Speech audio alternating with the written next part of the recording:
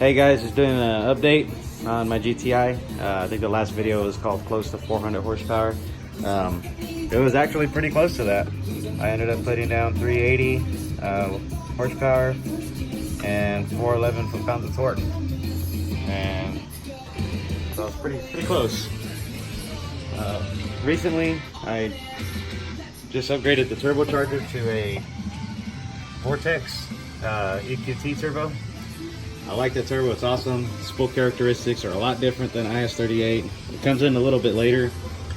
The tune, it's still by Matthew, aka Moose. One thing I did change though on the R600 was change it to the MST filter, because the original VMR filter decided to split open, or the grills came over on one side. I didn't want to take the chance, so I just got the replacement filter, and it's actually like, let's see, that style, which I like better. It's going to be easier to clean and keep up with.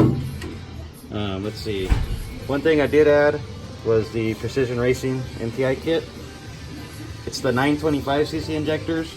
I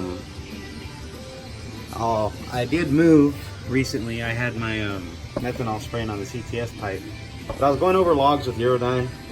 Just kind of, I'm in Texas and it's 102 degrees and real humid. Heat index I think puts it around 109, 110. When I was spraying them, I'm not tuned for the methanol, but I just kind of had it as a cooler in addition to the integrated engineering intercooler, which is turns out an awesome intercooler choice if anybody wants to go ahead and do that. It does great even without the methanol, but it comes factory with the bung. I don't know if you can see down there, but there's that intercooler charge line and a little plastic line down there. Well, the IE intercooler comes with a bung for methanol, so I removed it off the CTS pipe and I lowered it. Hopefully that kind of helps the cooling effect a little bit better. The other things I've changed was I added the RS3 coils. I just figured it was time to replace my OEM ones. I was around 35,000 miles. And there's no advantage to running those. It's just, you know, just a maintenance thing. Still on the NVIDIA downpipe, same motor mounts, so 34s.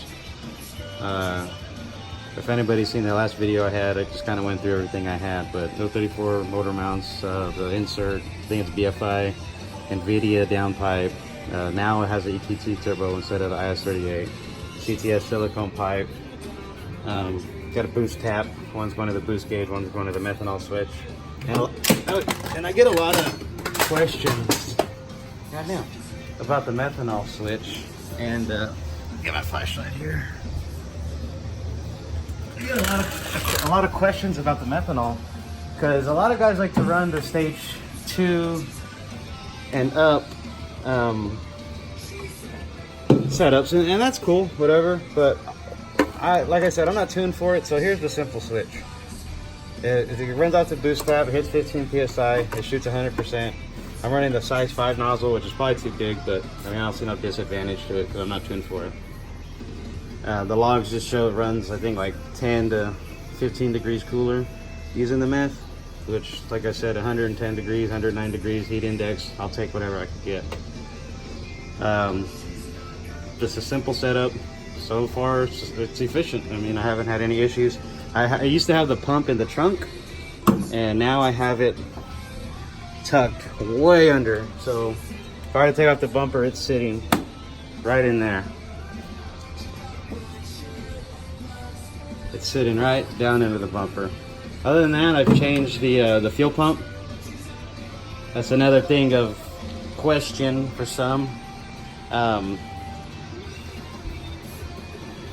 I am running the Precision Racing's 3.5 kit, and that is recommended to have the PM4 fuel controller. I do not have it. My tuner kind of walked me through, like, hey, if you're not going to be running this much boost, or you're not going to be pushing it that hard, that's plenty of flow for you.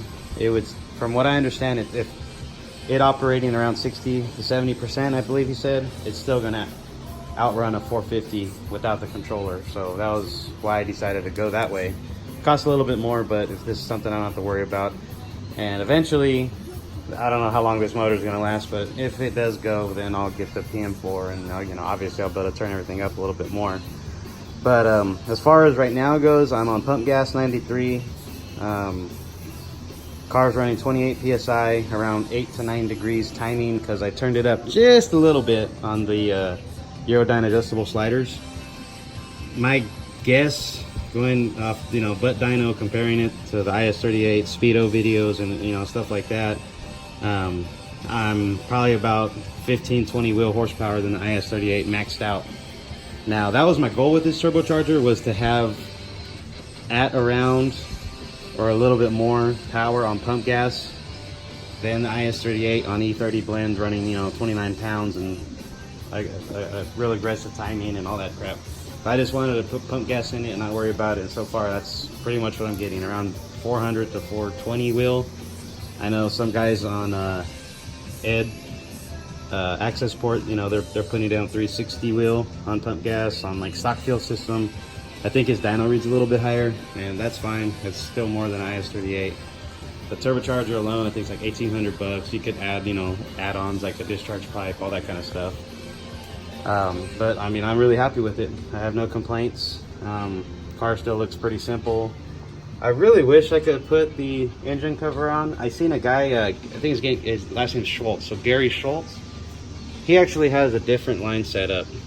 I think he, you know, got an aftermarket one besides the, and he's able to run the TSI cover on top, which is nice. I'd like to do that. Just haven't got around to changing that. One thing I did not like about the PR kit though, is like, it didn't have that clamp on there, and it split. It started splitting, and I was like, oh shit, I better put something on there, so I did. And then I would highly recommend using a worm clamp on the high pressure fuel pump. I went to get in my car one day at work, I started it up, this line blew off, blew gas everywhere. That's why I think that was what residue is. But I love it. It sounds great, pulls hard. Again, it doesn't have that low end power of IS38. It has more top end, and it doesn't stop at all. It doesn't fall off. It just keeps going and going and going. So the higher RPMs you go, the more power it's going to make, which is kind of good for this turbo, or this platform, because as we all know, our bottom ends aren't that strong. So you know, lower mid-range torque the better. You know, in that case, don't mind my Doritos. But car is kind of going for the sleeper look. You know, kids get in there. And besides the aftermarket wheels, which they ain't really aftermarket, you know, great wheels or anything, I got them at Pep Boys. Things are like buy 3 get 1 free, and the wheels I got on the deal, or the tires I got on the deal. I'm still on the stock catback system with just the downpipe. I'm pretty sure if I were to get a full turbo back, it would kind of maybe help flow a little bit out. But I'm happy with it overall. But I just wanted to share. I haven't really got any recent, you know, Speedo videos with after the, you know, the tune.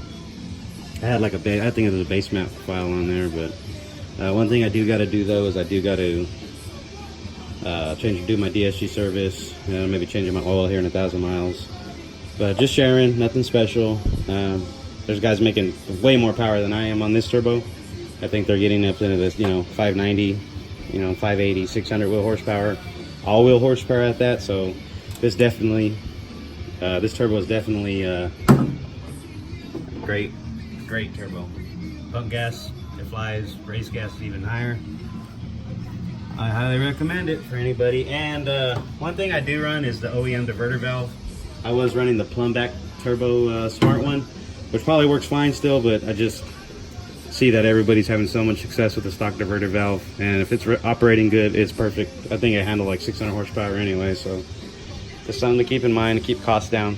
But I kind of have an excessive amount of mods, I think, but car could pretty much run the same with just the intercooler, the turbo. Hell, you could probably get away with the stock intake. I just got that one because why not? But at least the K&N drop-in, that tube is a must in my eyes. And the discharge pipe is highly recommended for that turbo. And a downpipe, a custom tune, that's it. I mean, you can still make 400 wheel probably with Ed Sussman, I believe. you can still make 400 wheel with, you know, his tuning on a stock fuel system and his turbocharger. But again, guys, just sharing. Sorry for the long video. Just wanted to show what this turbo can do. Thanks for watching.